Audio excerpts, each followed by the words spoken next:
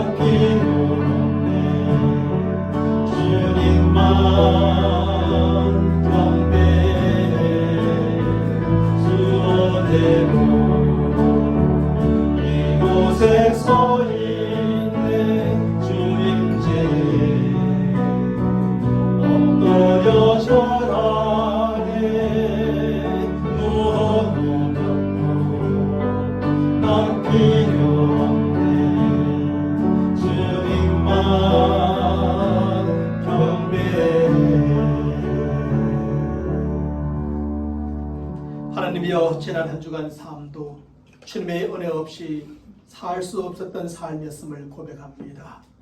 오늘도 주님의 은혜로 하나님의 존재 앞에 서게 하시고 살아계신 하나님을 찬송하며 예배하게 하시는 또한 감사합니다. 오직 하나님만을 바라며 의지함으로 예배할 때 주님이 받으시는 참된 예배자들 되게 하시고 또 주께서 받으시며 기뻐하시는 우리 모든 예배가 되게 인도하여 주옵소서. 택한 백성들에게 영혼과 신령과 삶의 역사하시고 하나님이 나의 하나님, 우리의 하나님이신 것을 한 주간의 삶 동안에 또한 고백하며 살 수 있도록 은혜와 평강과 능력으로 역사하여 주옵소서. 우리 주 예수 그리스도의 이름으로 기원하옵나이다. 아멘. 전능하사 천지를 만드신 하나님 아버지를 내가 믿사오며 그 외아들 우리 주 예수 그리스도를 믿사오니 이는 성령으로 잉태하사 동정녀 마리아에게 나시고 본디오 빌라도에게 고난을 받으사 십자가에 못 박혀 죽으시고 장사한 지 사흘 만에 죽은 자 가운데서 다시 살아나시며 하늘에 오르사 전능하신 하나님 우편에 앉아 계시다가 저리로서 산 자와 죽은 자를 심판하러 오시리라. 성령을 믿사오며 거룩한 공예와 성도가 서로 교통하는 것과 죄를 사하여 주시는 것과 몸이 다시 사는 것과 영원히 사는 것을 믿사옵나이다. 아멘. 우리 모두 앉으셔서 생명의 찬양 15장 기뻐하며 함께 우리 박수치며 찬양하도록 하겠습니다.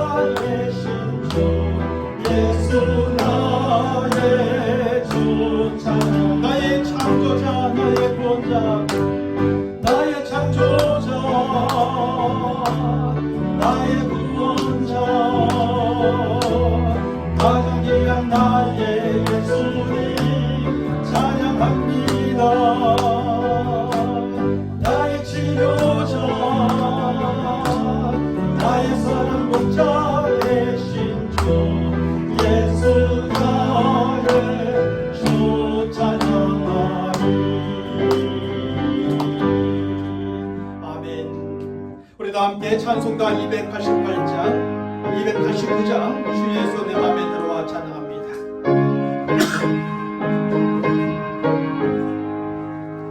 주 예수 내 맘에 들어와 계신 후 떠나요 새 사람 되고 내 맘을 바라던 참빛을 찾은 후 주 예수 내 맘에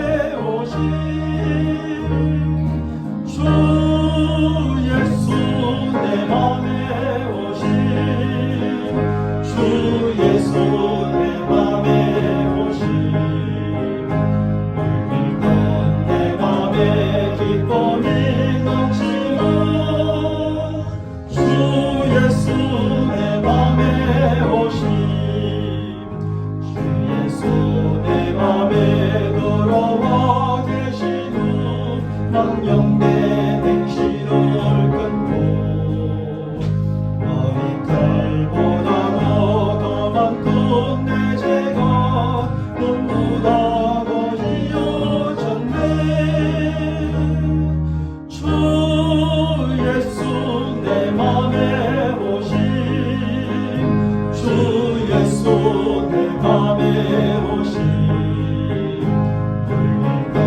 내 맘에 기쁨이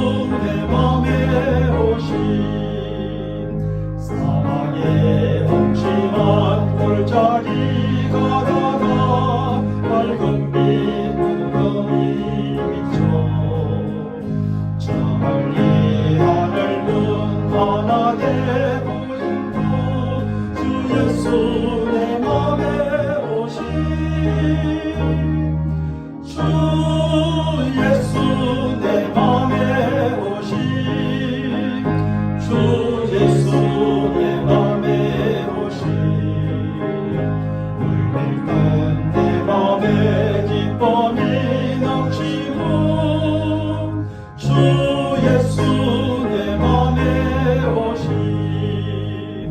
내가 저 천상에 올라가 살기는 주 예수 내 맘에 오시 천상에 올라가 주님을 뵈니 그 기쁨이 일대 없네 주 예수 내 맘에 오시 주 예수 내 맘에 오시 일단 내 맘에 기쁨이 넘치고 주 예수 내 맘에 오시.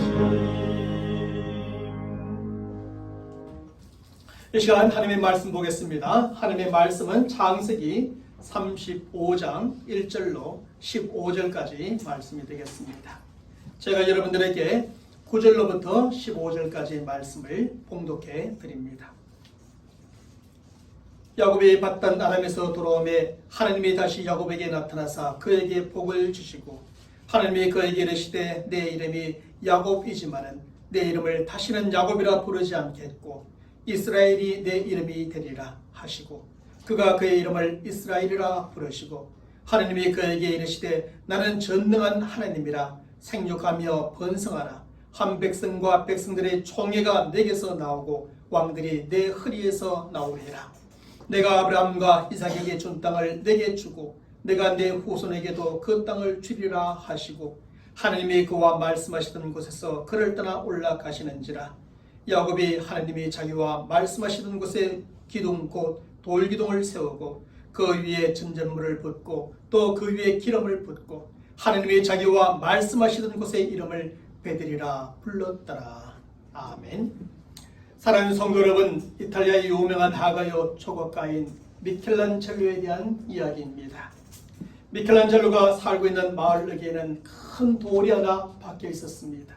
사람들은 그 돌을 볼 때마다 정말 볼품이었고 아주 극주장스러운 돌이라고 생각하며 그냥 지나치곤 하였지요. 하지만 미켈란젤로는 그 돌을 그냥 길가에 버려진 돌 정도로 보지 않았습니다. 볼품없고 극주장스러운 돌이라 생각하지도 않았습니다. 왜냐하면 미켈란젤로가 그 돌을 보았을 때에 그 돌 안에 숨어있는 천사의 모습을 보았기 때문이었지요. 그래서 미켈란젤로는 즉시 그 돌을 자기 집에 있는 작업장으로 옮겨오게 됩니다. 그리고 그는 양손에 망치와 정을 들고 그 돌을 열심히 쪼아내기 시작하였습니다. 오랜 시간이 지나자 그 볼품없고 쓸모없었던 돌은 정말 아름다운 천사의 조각상으로 다시 태어나게 되었습니다. 분명 그 돌은 사람들의 눈에 아주 볼품이었고 쓸모없어 보이던 길가의 돌이었는데 말입니다. 하지만 그 돌이 훌륭한 조각가 미켈란젤로의 눈에 띄어지고 그의 손에 들려지자 이렇게 아름다운 천사의 상이 되어진 것입니다. 오늘날까지 인정과 사랑을 받는 위대한 글작품이 되어진 것이죠. 그런데 우리가 믿고 섬기는 하나님도 조각가이십니다. 하나님은 미켈란젤로보다도 더 위대한 조각가이십니다. 조각가가 돌이나 나무를 위대한 글작품으로 다듬고 만들어 가듯이 하나님은 모나고 삐뚤어진 우리의 성품을 다듬어 위대한 글작품으로 만들어 가시는 조각가이십니다. 손에 망치와 정을 덮고 타락한 사람들의 성품을 조금씩 깎고 다듬어 하나님의 형상을 닮은 사람으로 만들어 가시지요. 모난 부분을 쪼아내고 거친 부분을 다듬어서 예수의 성품을 닮은 사람으로 만들어 가시는 겁니다. 그러므로 아무리 모나고 삐뚤어진 성품의 사람들이라 할지라도 하나님의 눈에 띄게 되면 아름다운 성품의 사람으로 다듬어지게 됩니다. 아무리 이기심과 욕심과 탐심 그리고 모든 나쁜 습관들로 가득 채워진 성품의 사람들이라 할지라도 하나님의 손에 들려치기만 하면 하나님의 위대한 글작품으로 새롭게 탄생되어지는 것입니다. 하나님께서 이렇게 다듬으시고 만드신 위대한 글작품들 중에 대표적인 사람이 바로 야곱입니다. 본래 야곱은 그에게 주어진 이름의 뜻대로 간사한 자요, 속이는 자요, 약탈자였습니다. 그는 간사하게 아버지와 형을 속이고 하나님 나라의 축복권과 상속권을 약탈한 강도요, 도둑이요, 사기꾼이었지요. 그런데 그의 인생을 보면 그것뿐만이 아니었습니다. 야곱의 그의 평생 동안에 그는 이렇게 속고 속이는 삶을 살아왔습니다. 간사한 계략으로 재산을 모으고 위기를 모면하며 살아왔던 것이지. 지극히 세상적이고 인간적인 수단과 방법을 다 동원하여 자신의 계획과 자신의 야망을 이루며 살아왔던 겁니다. 그런데 오늘 보면 10절의 말씀에 보면 간사한 자요, 속이는 자요, 약탈자였던 야곱에게 놀라운 변화가 찾아왔습니다. 그것은 먼저 그의 이름의 변화였습니다. 여기서 하나님은 야곱에게 말씀하십니다. 내 이름이 야곱이지만 내 이름을 다시는 야곱이라 부르지 않겠고 이스라엘이 내 이름이 되리라고 말입니다. 하나님은 야곱이라는 이름을 이스라엘로 바꾸어 주시고 이제부터는 이스라엘로 불러주십니다. 그는 이스라엘이라는 것입니다. 더 이상 야곱이 아니라는 것입니다. 속이는 자, 약탈자, 간사한 자가 아니라 이스라엘이라는 것입니다. 그래서 이후로 야곱은 더 이상 야곱이라 이름으로 불려지지 않고 이스라엘이라는 이름으로 불려지게 됩니다. 뿐만 아니라 야곱에게는 이름과 함께 성품의 변화가 찾아오게 됩니다. 그래서 이후로의 야곱은 더 이상 속고 속이는 삶을 살아가지 않습니다. 거짓으로 재산을 모으거나 위기를 모면하며 살고자 하지도 않습니다. 지극히 세상적이고 인간적인 수단과 방법을 다 동원하며 살아가지도 않습니다. 오직 하나님을 믿고 의지하는 참된 신앙으로 살아가기 시작합니다. 겸손의 사람이요 변화된 성품의 사람으로 축복의 사람으로 살아가게 되는 것이요. 사랑하는 성도 여러분, 위대한 조각가이신 하나님은 모난 돌과 같은 야곱을 깎고 다듬으셔서 이스라엘이 되게 하신 것입니다. 모난 성품을 쪼아내고 다듬어서 좋은 성품의 사람이요 하나님의 위대한 걸작품으로 만들어내신 것입니다. 그러면 위대한 조각가이신 하나님께서는 야곱의 성품을 어떻게 다듬어 가셨을까요? 어떻게 위대한 걸작품으로 만들어 가셨을까요? 그 인생을 살펴보면 세 가지를 통하여 하나님은 야곱을 위대한 걸작품으로 그의 성품을 다듬어 가셨습니다. 첫째로 하나님은 말씀을 통해서 야곱의 성품을 다듬어 가셨습니다. 야곱은 간사한 자요, 속이는 자요, 약탈자라고 말씀드렸습니다. 지극히 세상적이고 인간적인 방법과 수단을 다 동원하여 살아가던 사람이었습니다. 하지만 하나님은 이러한 야곱을 그러한 사람으로 살아가도록 그냥 버려두지 않으십니다.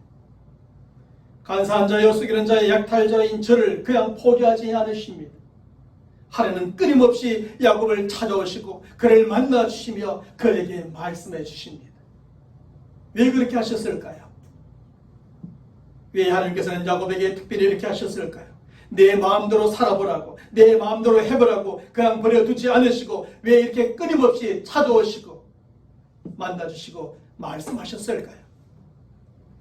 왜냐하면 하나님께서 야곱을 하나님 나라의 상속자로 삼으셨고 구원받을 자로 이미 선택하셨기 때문입니다. 하나님께서 야곱을 사랑하시기로 이미 작정하셨기 때문입니다. 다른 아무런 이유가 없었습니다. 야곱에게 신앙이 있어서가 아니었지요. 야곱의 착한 성품의 사람이었기 때문도 아니었지요. 야곱의 순종을 잘했기 때문도 아니었지요.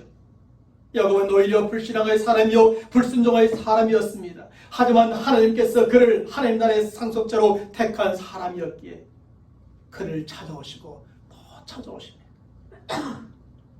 야곱은 정말 간사한 성품의 사람이요 지극히 세상적이고 인간적인 방법으로 살아오던 사람이었습니다. 하지만 하나님께서 그를 사랑하시기로 작정하신 사람이었기에 그를 찾아오신 겁니다.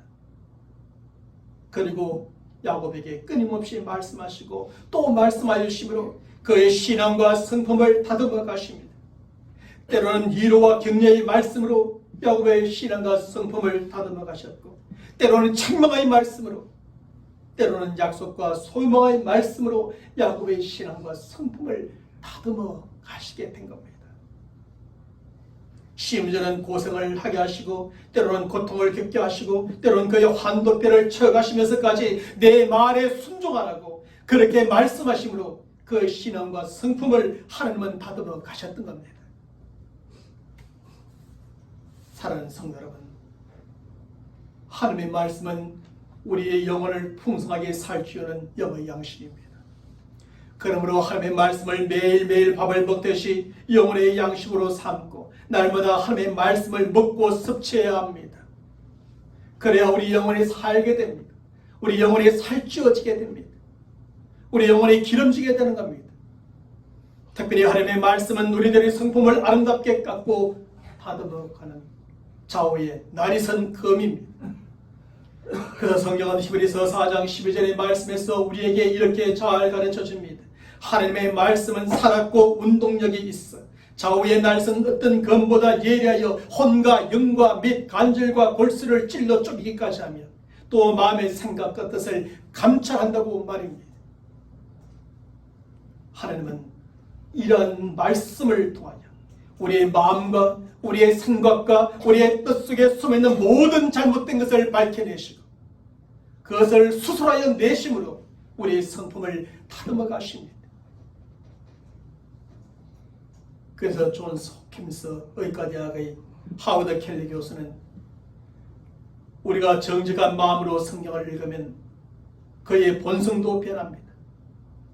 성경은 구제불능의 거주와 주정뱅이라 할지라도 이 땅의 가장 존귀한 사람으로 변화시킵니다 라고 말해주고 있습니다.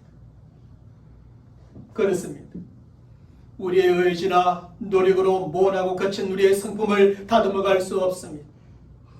우리의 분노의 마음, 우리의 탐욕, 우리의 이기심, 모든 악한 것들 우리의 의지와 노력으로 다듬어갈 수 없습니다. 모나고 거친 우리의 성품은 무엇보다 살아계신 하나님의 말씀의 성경을 통하여 다듬어져 갈 수 있습니다. 아무리 완악한 성품의 사람이라도 하나님의 말씀에 한번 깊이 찔림을 받게 되면 온전한 성품의 사람으로 변화되어져 가는 것이죠. 하나님의 말씀이 역사하면 그 사람의 안에 하나님의 형상이 회복되어지고 예수님의 성품이 회복되어지는 겁니다. 그리고 그 좋은 성품에서 좋은 말이 나오고 좋은 행동이 나오고 좋은 열매를 거두는 삶이 드러나게 되는 것이죠. 그래서 많은 사람들의 감정을 들어보면 하나님의 말씀을 읽다가 변화되어지는 역사를 고백하는 것을 많이 듣게 됩니다. 어느 날 한 번 말씀을 읽다가 한 소절의 말씀을 읽었는데 그 말씀이 내 마음을 깊이 찔러 나의 영혼이, 나의 심정이, 나의 성품이, 나의 삶이 완전히 뒤집어지게 되는 것이죠. 사랑하는 여러분, 그러므로 하나님의 말씀을 늘 가까이 해야 합니다. 하나님의 말씀을 더욱더 우리가 사랑해야 합니다. 그렇다면 하나님의 말씀을 가까이 한다는 것, 하나님의 말씀을 사랑한다는 것이 무엇입니까? 하나님의 말씀을 사랑한다는 것은 성경을 고이고이 모셔두고 깨끗하게 잘 보관한다는 것을 의미하지 않습니다. 오히려 성경을 열심히 읽고 또 읽어서 오히려 낡고 또 낡아지게 만드는 것이 성경을 가까이 하는 것이고 성경을 사랑하는 것입니다. 성경을 열심히 읽어서 또한 성경을 열심히 배워서 성경이 더 이상 더러워질 수 없도록 하는 것이 성경을 아끼는 것이고 가까이 하는 것이고 사랑하는 것이지. 물론 그렇다고 성경을 일부러 더럽힐 필요는 없습니다. 성경책을 보면 그 사람의 지난날의 신앙의 역사를 읽을 수 있습니다. 물론 요즘은 워낙 성경책도 자주 바꾸니까 그렇지 않지만 말입니다. 그래서 우리 부모님의 세대의 어른들의 성경책을 보면 낡고 낡았습니다. 저도 우리 아버지의 성경책을 제 방에 하나 갖다 두고 있는데요. 옛날에 쓰던 건 말입니다. 새로운 성경을 사시고 옛날 성경을 집에 놔두셨더라고요. 그래서 그걸 제가 일부러 보관하려고 제 방에 가져왔습니다. 앞으로도 보관하려고 말입니다. 덜 성경을 읽으시던 모습, 그 성경책. 그래서 그것도 다 헤어지고 떨어지고 속에는 다 덜러덜하지만 그렇게 평생 성경을 읽으면서 신앙생활을 하고 살아왔던 그것을 기억하고자 그 성경책을 보관하고 있습니다. 성경책이 깨끗하다는 것은 말씀을 늘 가까이 하지 않았다는 것이고 말씀을 사랑하지 않았던 겁니다. 성경책이 더러워졌다는 것은 그만큼 성경을 가까이 하며 많이 읽었다는 것이고 사랑하여 많이 배웠다는 뜻이겠죠. 그래서 클린 바이블, 더티 마인드, 더티 바이블, 클린 마인드라는 말이 있습니다. 성경이 깨끗하면 마음이 더럽고 성경이 더러우면 마음이 깨끗하다는 뜻입니다.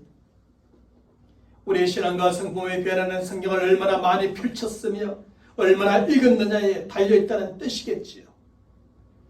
그렇다면 여러분의 성경은 과연 어떻습니까? 얼마나 열심히 펼치고 얼마나 열심히 읽고 얼마나 열심히 배워서 낡고 또 더럽습니까? 하나님의 말씀은 우리의 신앙과 성품을 다듬어가도록 도와주시는 은혜의 도구입니다. 그러므로 우리는 하나님의 말씀을 많이 읽고 듣고 배움으로 하나님의 말씀을 우리의 마음속에 풍성하게 쌓아가야 합니다. 그런 그 말씀이 날선 검과 같이 역사하여 모호하고 거친 우리의 성품을 하나님의 형상을 닮은 성품의 사람으로 아름답게 빚어갈 것입니다. 온전하고 겸손한 예수의 성품으로 다듬어가게 해줄 겁니다. 둘째로 하나님은 사람을 통해서 야곱의 성품을 다듬어 가셨습니다. 사람과 사람과의 만남은 관계를 형성하게 되고 그 관계는 어느 쪽으로든지 성품의 형성에 영향을 미치게 되는 것입니다. 야곱의 인생을 가만히 살펴보면 그도 많은 사람들과의 관계 속에서 신앙의 사람이요 잘 다듬어진 성품의 사람으로 만들어져 갔습니다. 야곱은 그의 형과 자신을 편애하는 아버지와 어머니의 보살핌 속에서 자라게 됩니다. 야곱은 그의 형 에서와의 보이지 않는 경쟁의 관계 속에서 자라가게 됩니다. 삼촌 라반과의 속거 속에는 갈등의 관계 속에서 어려운 삶을 살아가기도 합니다. 유 같은 아내들과 관계 속에서 좀 더 성숙되어져 가기도 합니다.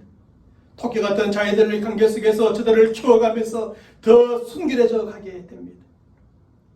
야곱은 태어나 평생 이렇게 많은 사람들과의 관계 속에서 때로는 부딪히기도 하고 때로는 사랑하기도 하고 때로는 속이기도 하고 속임을 당하기도 하면서 신앙의 사람이요 좋은 성품의 사람으로 깎이고 다듬어져 갔던 겁니다. 결국 야곱에게 있어서의 이 모든 사람들은 그의 신앙과 성품을 깎고 다듬어가는 하나의 도구였다고 볼 수 있는 것이죠. 여러분 한번 상상해 보십시오. 여기에 물에서 건져온 두 개의 돌이 있습니다. 하지만 이 두 개의 돌의 모양은 완전히 다릅니다. 하나는 다듬어지지 않아 표면이 아주 거칠고 날카롭게 생긴 그런 돌이 여기 오른쪽에 있습니다. 그리고 왼쪽에 있는 돌은 그 표면이 둥글둥글하며 아주 부드럽고 예쁘게 생겼습니다. 이 돌은 똑같이 물에서 건져온 돌들이지만 전혀 다른 물에서 건져온 돌입니다. 첫 번째 돌은 저수지에서 건져온 돌입니다. 저수지에 있는 돌은 10년이 지나고 20년이 지나며 100년이 지나도 이렇게 거의 변함이 없습니다. 물에 처음 던졌을 때의 모양 그대로입니다. 왜냐하면 저수지에 있는 돌들은 이곳 저곳에 흩어져 있고 물은 전혀 흐르지 않아 서로 부딪히고 깎일 일이 거의 없기 때문입니다.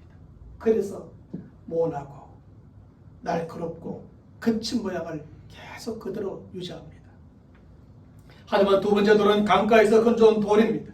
이 돌이라 해서 처음부터 이렇게 둥글며 부드럽고 예쁘게 생긴 돌은 아니었습니다.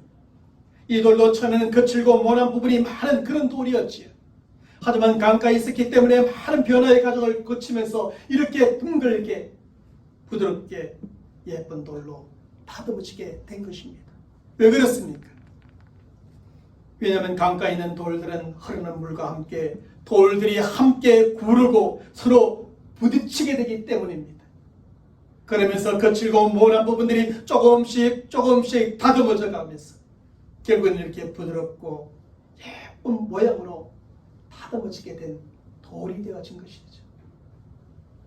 그래서 저수지에 있는 돌, 그리고 강가에 흐르는 물이 있는 돌들을 보면 전혀 다릅니다.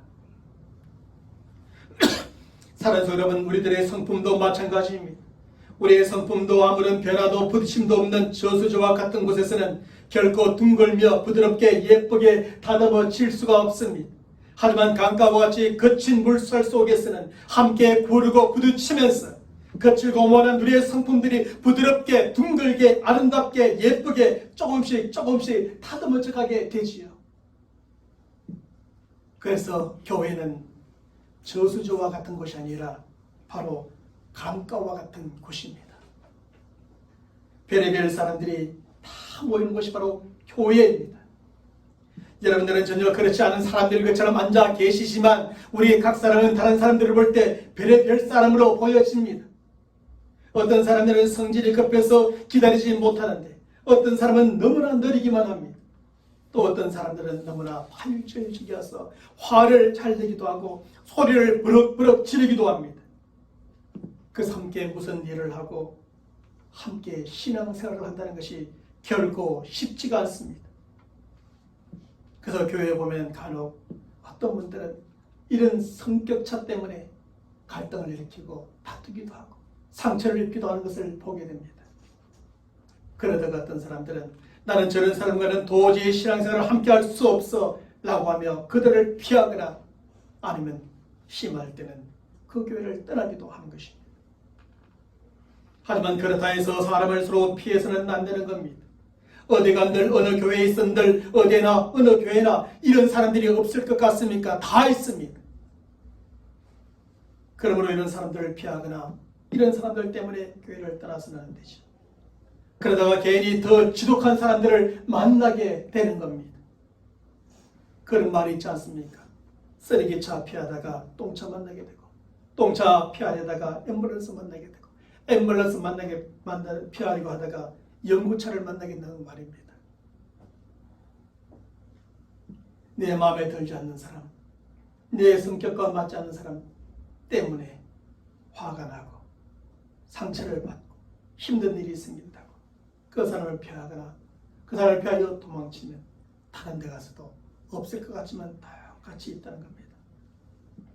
바로 이런 점에서 우리는 이런 사람들과의 관계를 통해 우리의 신앙과 성품을 더 아름답게 다듬어가는 기회로 만들어가는 것이 지혜로운 것입니다.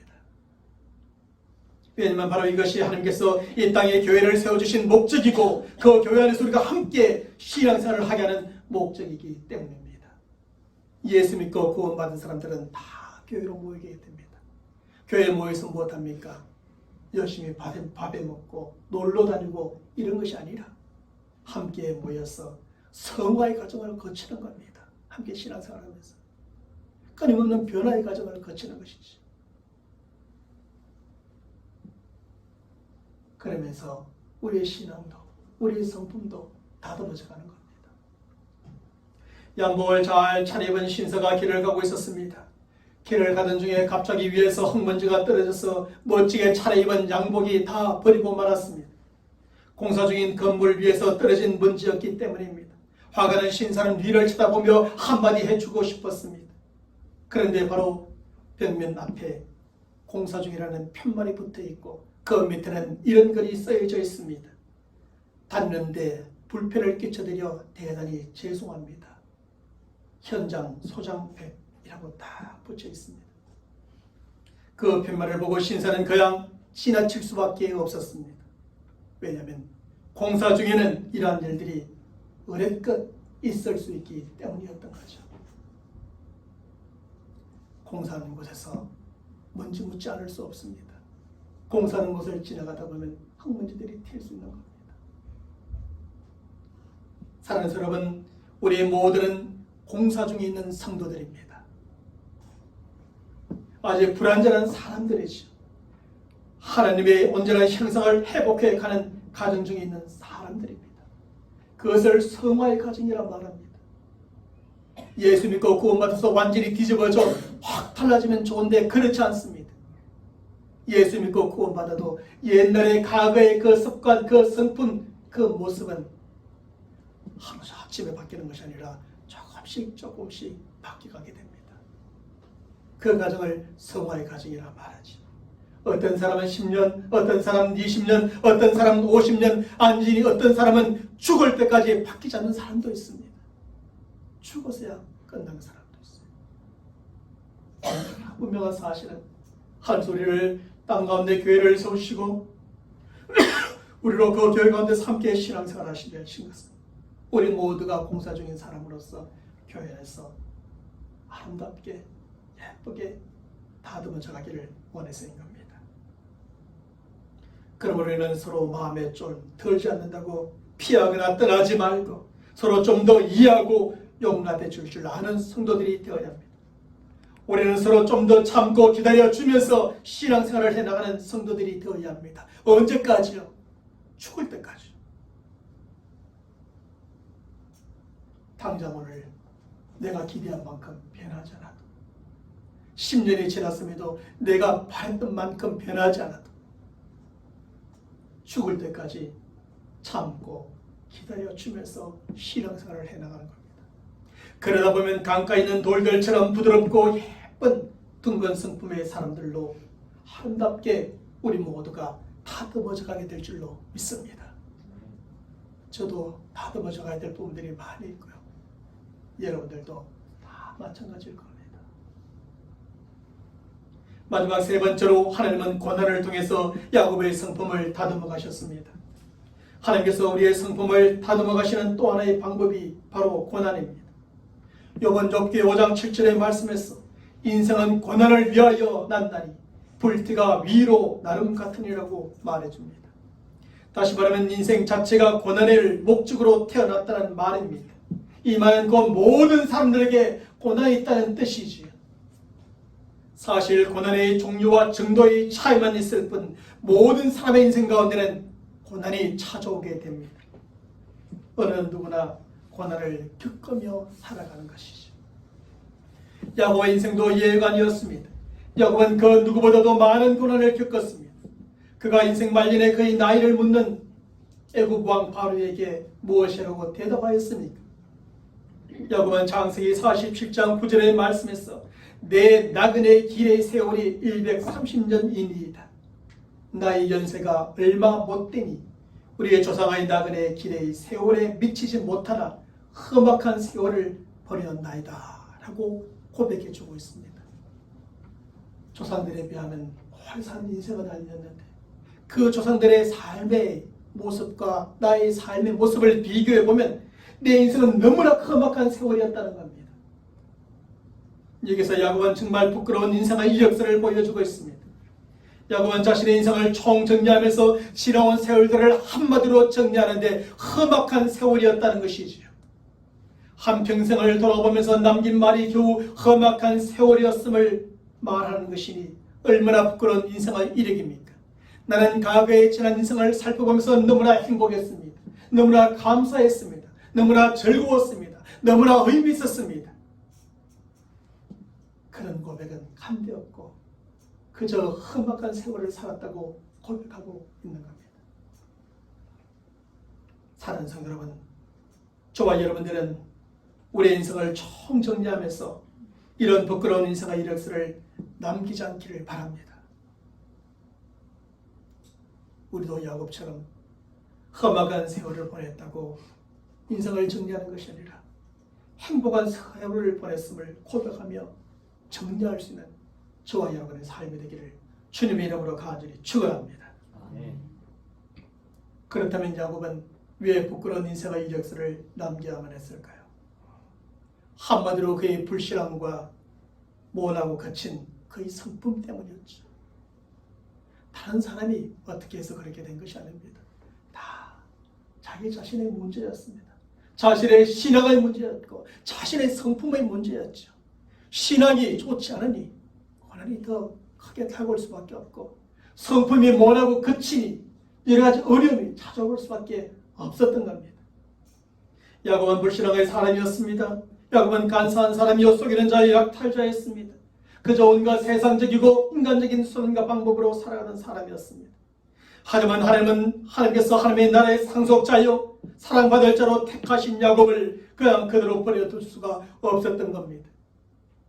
불신앙으로 살고 간사한 성품으로 살며 세상적이고 인간적인 수단과 방법으로 살아가는 야곱을 그냥 그대로 방치해 두지 않습니다.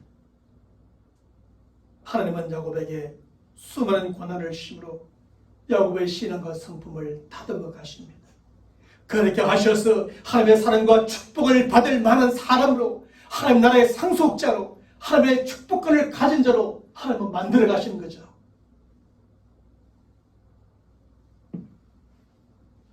하나님께서 야곱을 하나님 나라의 상속자로, 축복을 받을 자로 택하셨지만, 그를 사랑하기로 작정하셨지만, 그냥 이 상태로 주면 하나님 나라의 상속자로 살 수 없고, 축복을 받을 자로 살 수 없고, 하나님의 사랑을 받을 자로 살 수가 없는 겁니다. 하나님은 야곱을 찾아오셔서 그 신앙을, 그 성품을 다듬어 가신 거죠. 무엇을 통해서 말입니까? 고난을 통해서 말입니다. 어려움을 통해서 말입니다. 견딜 수 없는 아픔과 고통을 통해서 말입니다. 사랑하는 성도 여러분, 위대한 조각가이신 하나님은 하나님께서 축복하시고 사랑하시기로 작정하신 택하신 성도들을 그냥 그대로 버려두지 않습니다. 모나고 거친 성품의 성도들을 고난이라는 정과 망치로 깎고 깎아서라도 좋은 성품의 사람들로 다시 만들어 가시는 겁니다. 불신앙의 성도들을 엄청 때리고 패서라도 좋은 신앙의 사람들로 하나님은 다듬어 가시는 겁니다. 그래서 결국엔 하나님만을 의지하며 살게 하십니다. 하나님의 사랑을 받을 만한 사람이 되게 하십니다. 하나님의 축복을 받을 만한 사람이 되게 하시는 것입니다. 그래서 하나님의 위대한 걸작품이 되게 만드시는 것이죠. 야곱이 이스라엘이 되었던 것처럼 말입니다. 그래서 외인 코데이로 목사님은 이렇게 말합니다. 하나님은 당신을 영적으로 성숙하게 하고 필요한 성품을 당신 안에 쌓아가도록 고난을 사용하신다고 말입니다. 고난을 사용해서 하나님은 우리의 신앙을 키워가시고 우리의 성품을 다듬어 가십니다.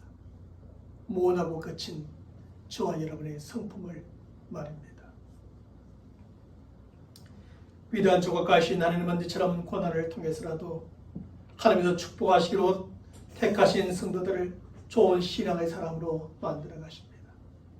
하나님께서는 사랑하시로 작정하신 사람들을 좋은 성품의 사람들로 다듬어 가십니다. 바로 이런 점에서 고난은 우리 성도들에게 반드시 부정적인 것, 나쁜 것만은 아님을 알게 됩니다. 그래서 누군가는 고난을 위장된 축복이라고 말하기도 하죠. 혹 여러분 중에 고난 가운데 계신 분들이 있습니까? 그 고난을 너무 두려워하지 마시고 그 고난을 인하여 너무 겁내지 마시길 바랍니다. 오히려 그 고난을 보다 긍정적이고 적극적인 눈으로 바라볼 수 있기를 바랍니다. 어떤 고난이라 할지라도 하나님께서 그것을 통해 큰 유익을 주실 것이라는 믿음을 가지시길 바랍니다. 여러분의 신앙과 성품을 더욱더 온전하게 하고 아름답게 다듬어 가시는 훈련의 기회요 축복의 기회라고 믿으시길 바랍니다. 그렇게 믿고 고난을 견디며 일어나갈 때 우리는 하나님께서 축복해 주시고 사랑해 주시는 하나님의 위대한 걸작품으로 거듭나게 될 줄로 믿습니다.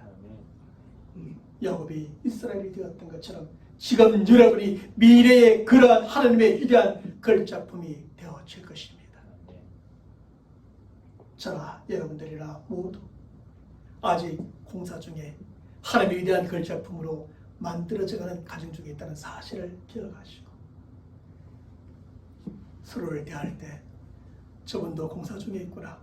그래서 이해하고 받아주고 저분도 공사 중에 있구나.